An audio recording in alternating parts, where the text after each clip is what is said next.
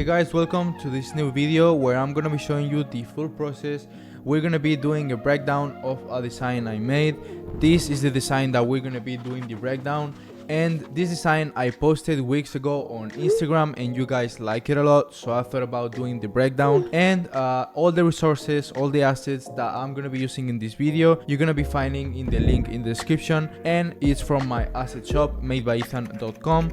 And I just released a mockup pack, an infinite mockup pack, and I say infinite mockup pack because it's included with more than 200 mockups on release date, and I'm gonna be adding monthly updates, and I'm gonna be adding new mockups and new resources to that pack every month. That's why it's called the infinite mockup pack. And in the mockups that I'm gonna be using in this video, the base mockups of this video and this design, it's from the infinite mockup pack. You're gonna be having also a discount over here. And once said, let's get into Photoshop and let's start with the breakdown. Okay, so once we are in Photoshop, this is the main file. This is the document where I designed this design. And let's get started by creating a new file, and I'm gonna be doing a 4000 by 4000 and 72 pixels per inch. And this is the main document I always work with.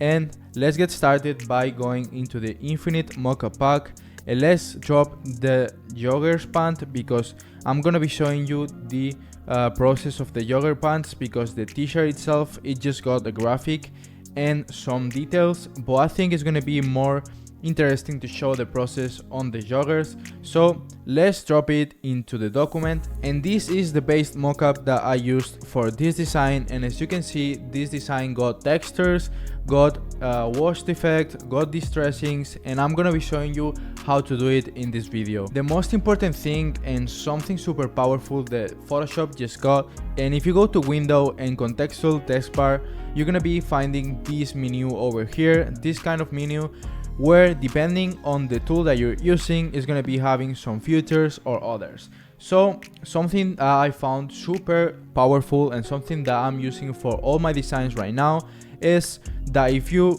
make a selection like this, you can create a generative fill using artificial intelligence. So if you click, you will be able to pull a prompt. What I want to do in this case is adding the laces that we got into this design. I don't know if I will be getting the same result that I got in here because I can't remember right now the prompt that I put. Okay, so the prompt that we're gonna be putting is just laces, and let's see what it's gonna be doing with this prompt.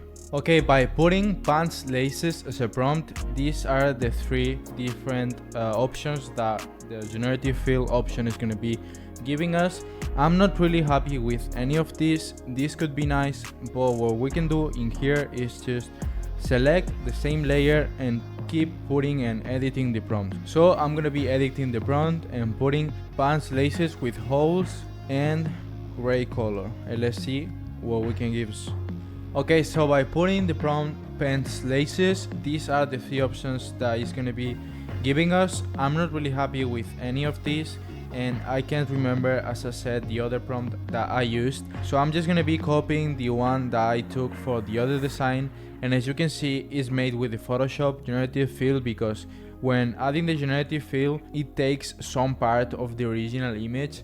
So it's gonna be basically something like this one that I just put it. So I'm just gonna be placing it over here because that way it matches, but I think I just need to move it a bit. Let me see. So this is looking pretty smooth already, and the first thing that we're gonna do is create a new layer and do a clipping mask. And now let's get started, and let's go into this layer and let's analyze and let's see what's basically what I did into these mockups. And as you can see, there's also a distressing kind of PNG in the bottom part that you can also find the exact one that I used in the infinite mockup pack in the folder details and accessories.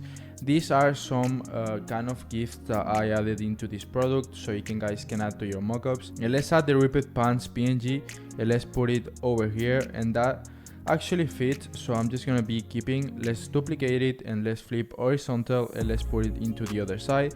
And for this one, I'm just gonna go into edit, let's do puppet warp, and let's do a click, and in this click, let's just move it, and that's gonna be looking pretty nice. Let me just fix that part over here. Let me just rasterize this. Let's do right click, warp, and let's just plug it over there.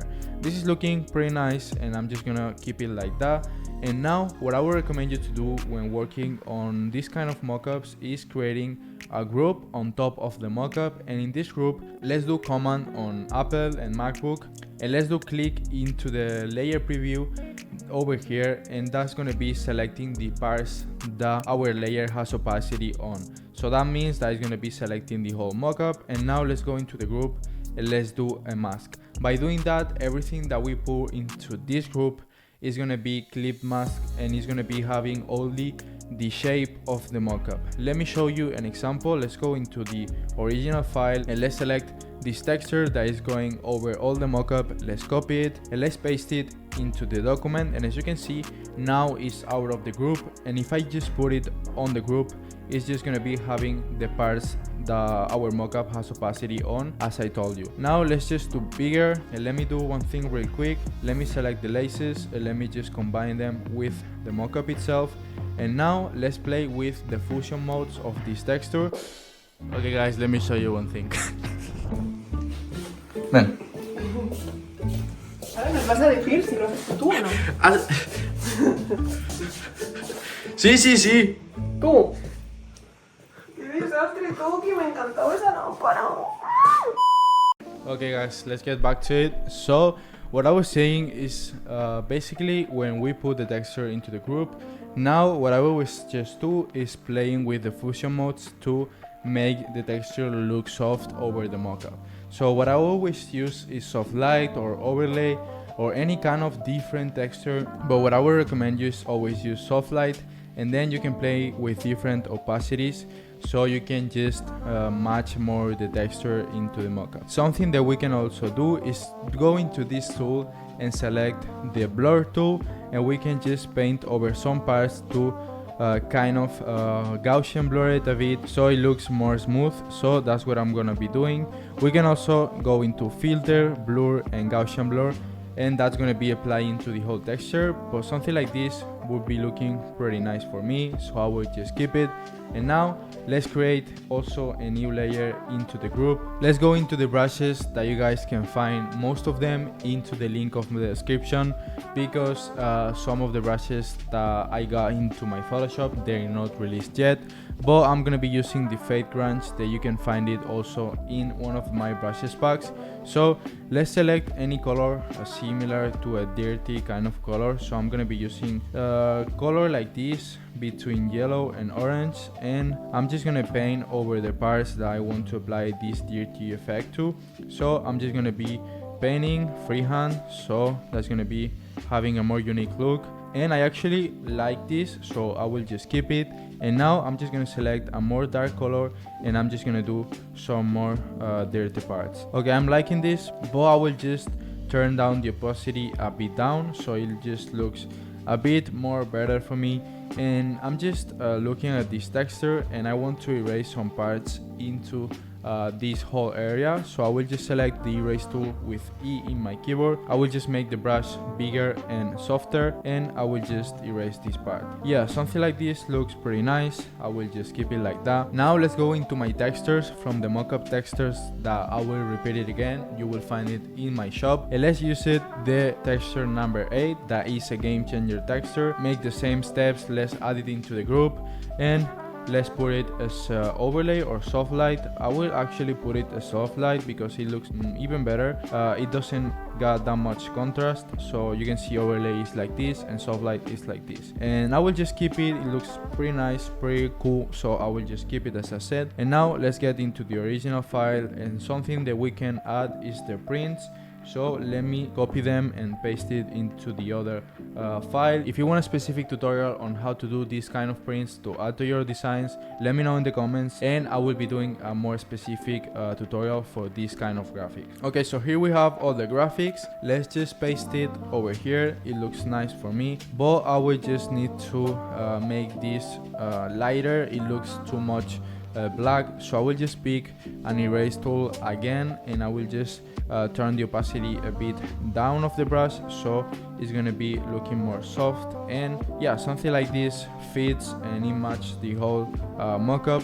and everything is gonna be adding into this group. As I said, only the rib pants PNG is gonna be out of the group because it's gonna be also not having the shape of the mockup. If I add this into the group, you can see it's not gonna be looking the same way that if I just put it out of the group. So that's how we're gonna be working with these mockups, and that's gonna be also helping us getting organized. So we're gonna be having everything into a single group, and everything that we just need to add extra is going to be into another group that we can do. That can be, for example, outer parts, and that's going to be, for example, inner parts, and we can also name this as a base mockup.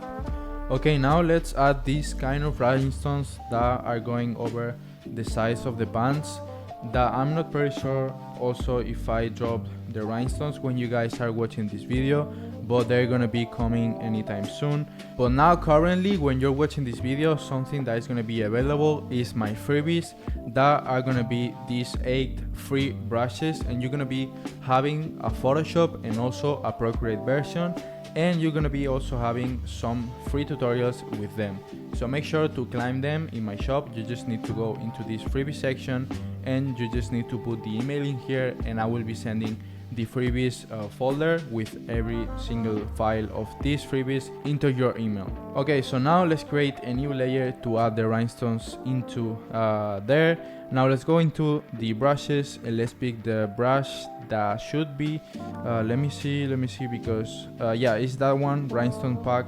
And for doing the design, what I did is just basically selecting a color white, and in the layer style, if you do double click on the layer, what I did is adding a drop shadow, and the distance should be between 2 and 4 as a value. You can play around and just try it out, some things out, but I will just paint it, and by adding the drop shadow, it's gonna be having this look. And now let's just put it over here, and what I'm gonna be doing is deleting this single rhinestone, because I will just duplicate and create the pattern like this. So let me make it real quick and I will be back. Okay, so there we go, all the layers of the rhinestones. What I'm gonna be doing is merging all together with Command and E, and I will duplicate them, and I will just put it into the other side, and let me see if it fits like this. Yeah, it fits perfect. And now let's do a group of the rhinestones, and let's name it as rhinestones. And now let's also create a new layer into the group. Let's go into the rhinestones pack, and let's pick the shine effect that I added, that is going to be that one. And by selecting a color white, let's go into these rhinestones, and let's paint and create some shine effects. That is just going to be adding more depth and more realism and personal look to your mockups, and it's something that I like to add them. So let's just add some like this,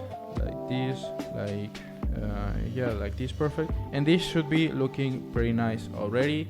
Let me show you the base mockup, that is this, and this is the progress that we got already. And now let's add the distressings, these ones that you can see over here, and over here. And let's open the 3D distressing effects pack B2 that I dropped some weeks ago, and it's gonna be having the PNGs that I made for the Photoshop users. And let's select this number one that I used for the other design, and let's paste it over there. And as you can see, it's going over the graphic. So what I'm gonna be doing is selecting the graphic by doing Command and selecting the previous layer, and I will just do a mask on the distressing effect, and I will just duplicate it. By doing that, it's just gonna be basically removing the parts that are going over the distressing into the graphic. So something like this looks pretty nice. And as you can see, also it's gonna be the layer in top of the rhinestones, so that way we can cover them, because if I just put it underneath, it won't make any sense, because the rhinestones is gonna be over there and it doesn't make any sense, as I said. So I will just put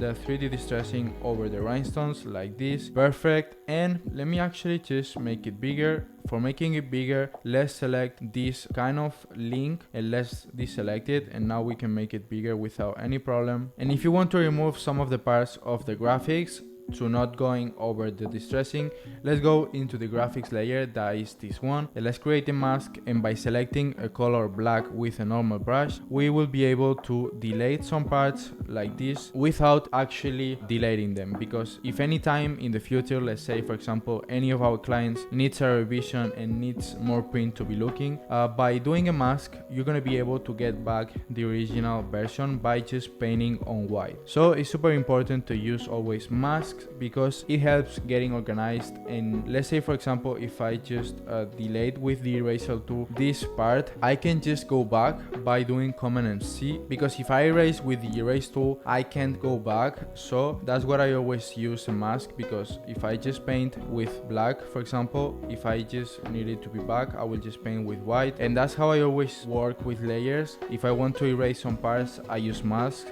so that way I can modify in the future. Okay, now let's put some more distressing effects like this one over there. And something that you can do also is gonna be creating a layer underneath the distressing effect and selecting a color white like this and painting over the parts, so it's gonna be looking more realistic like that. And now let me see how it was looking the original. Yeah, okay, so let me show you actually a real example how I would use the masks. So we got the distressing effect in the 6th layer. I will duplicate it and I will put it over there. But let's say I would just need to select one of the distressing, so I will paint with black color the other one like this. Now let's duplicate it and let's move it and put it like that. But imagine I want to add in here, because I just thought 2 times and I need to add the other distressing. I will just select white and I will paint over the parts, and that's how you can recover some parts that you erased. So I think I'm gonna be actually selecting the white layer that I created, and I'm gonna be turning the opacity a bit down like this. Perfect. And the only thing that we're missing right now is actually the crosses, the pattern crosses that I actually create them with artificial intelligence with ChatGPT. If you want a specific tutorial on how to create these kind of patches, let me know, because I actually posted on Instagram. I think I can't remember right now, but there's a prompt that I've been using that if you guys like this video, I will be putting in the comments. So if we hit 100 likes in this video,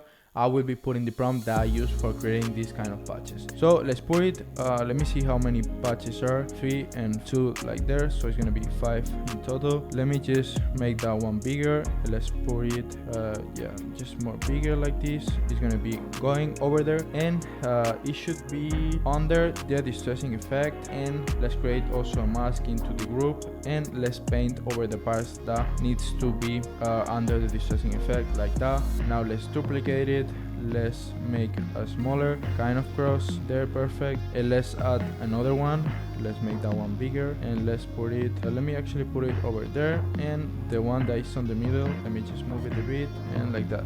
So I'm actually realizing that I didn't add the part that I deleted, so I will just paint with white on those actually parts, and that's how you can actually do it easily. Now let's deselect the link again, and let's make that cross bigger, because I don't want to be so close to the others. And I don't know if I actually, yeah, I will just remove like that. Perfect. And let's actually group these 2 crosses together, and let's duplicate it and let's put it into the other side, yeah, like that. And let's do a mask again, and let's paint the distressing that is going over the cross, and let me actually going more into detail, and that should be looking pretty nice. I really like this. It's looking pretty clean, and I think we're ready. I just need to add one more texture that I will be putting, yeah, over there. Let me turn the opacity a bit down, and the last step that we're going to be doing is creating a new layer. And by selecting a normal brush, the normal brush like the default brush from Photoshop, and turning down the opacity and selecting a color black and making it softer. You can make softer the brush by pressing Ctrl and Option and doing left click on your mouse. If you do right, it's going to be making bigger. If you do left on your mouse, it's going to be making it smaller. And if you go up with your mouse, it's going to be making it softer. softer, and if you go down it's gonna be making it more sharp. So I will do a soft brush like this, and I will be making some shadows over there, also over there, over here. I will create a big one like this, and now I will make a mask, and I will be actually going more into detail on the mask because that's gonna be how I always do. And something super important for this kind of designs as well is that is the same process that we were doing on Procreate. So you can actually do the same things that we're doing in this design in Procreate, just with layers on Procreate. That is basically working with masks, creating shadows, adding textures. You can create the same designs on Procreate. I just use Photoshop because it's easier for me, and I just got my MacBook, and it's easier for me to access some files and be playing around with options. So you can also achieve the same result on Procreate. And if you also want a video doing the same design on Photoshop and then on Procreate, let me know, because I also think that it can be a great video. So let me just finish the shadows. I will actually just make the opacity a bit down of the brush because I wanted to make it more soft, and I will just even turn the opacity a bit down on the layer itself. And this is without shadows, and this is with shadows. I think we're ready. This was the base mockup that we used, and this is the final result. I think it's pretty nice, it's pretty cool. Just some things are left, like I didn't explain how to create the graphics, but I wanted to show more in detail the other kind of process because the graphics are a more personal part. But if you want a tutorial of that, let me know in the comments. And that's how you can create your own mockups in Photoshop, applying textures and applying some of my assets. I also dropped most of the brushes that were for Procreate for the Photoshop version, so make sure to check it out in my shop, because if you bought the Procreate brushes, you can also access the Photoshop update ones. And that's gonna be everything. I hope you guys really enjoyed this video. Let me know in the comments what you think of this design and these kind of videos, and I will just catch you guys on the next video that hopefully is gonna be a vlog. And that's gonna be everything, as I said. And make sure to leave a like and subscribe for more content like this, and I'll see you guys on the next one. Peace.